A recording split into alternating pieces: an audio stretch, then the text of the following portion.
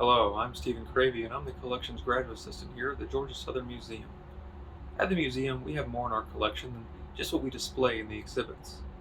Here in our collections room, we keep a wide variety of items ranging from papers to tools to a whole host of other artifacts dating from just a few months ago to over 400 years ago. Now, we want to make sure that all these items are safe and preserved for a long period of time. So we do a number of things to ensure their protection. Our collections room is kept at a relatively cold temperature and low in humidity. This helps to inhibit mold, pests, and other things that can damage sensitive materials.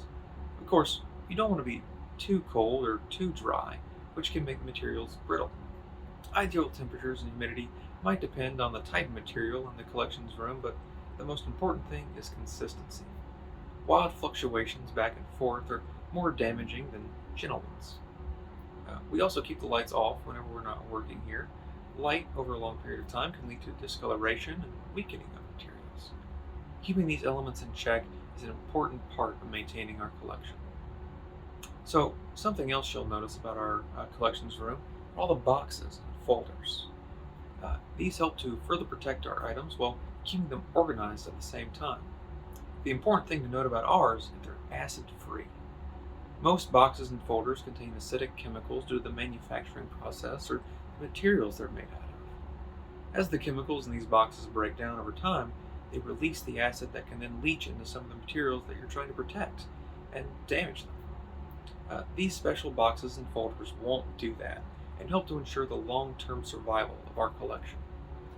So, what can you do at home if you want to preserve your own items? Maybe you have important documents or family heirlooms that you'd like to keep safe.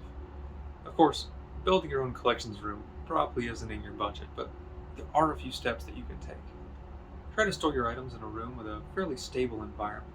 Maybe you can't keep temperatures perfectly consistent, but anything that lessens exposure to extreme temperatures, humidity, and light should help. Keeping them stored in a closet inside your house will probably be better than just leaving them in a garage or some old shed. And acid-free boxes and folders are the ideal for storage, but you can make compromises here too. These are specialty items and tend to be a bit more expensive. So if they aren't in your budget, a regular old box or folder can make do, but just wrap your item in something non-acidic to create a barrier between them and the box or folder. It's certainly better than just leaving them sitting out in the pile where they can be easily lost or damaged. Acid damage could still occur over time, but that's a long-term issue as opposed to getting them stepped on or chewed by pests or something more immediately concerning. Of course, if you feel you have something that's truly historically, culturally, or scientifically valuable and don't have the resources to keep it safe, you might also consider donating it to a museum, archive, or similar institution. That will keep your items safe and even potentially serve a higher purpose of research or education. So, thank you for stopping by our collections room, and remember to think about what you have that you'd like to see preserved. I hope I've given you a few ideas as to what it takes to keep those items safe.